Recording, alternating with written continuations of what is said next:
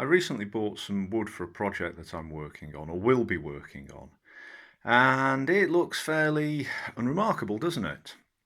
Well, it's called Paulownia, and it's this particular instance has come from Spain, but it grows in the Far East and it's used for quite a number of things.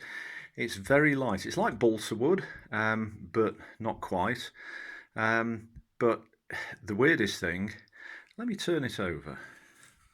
It's got a hole in it, and it's got more holes in it. It's the weirdest thing you've ever seen. If you're used to bamboo, which has got cells up the middle, this is a tree, but it also has the same. That's one piece, so it's like that goes on to there, and that goes on to there, and that goes on to there. So it's the weirdest. It's strange. I've never seen anything like this before.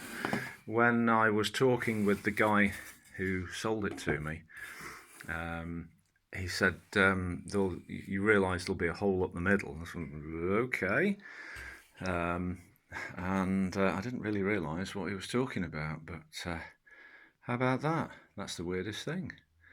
So that's going to be interesting. I'll show you more at some point when the project's underway. Yeah, Paulownia.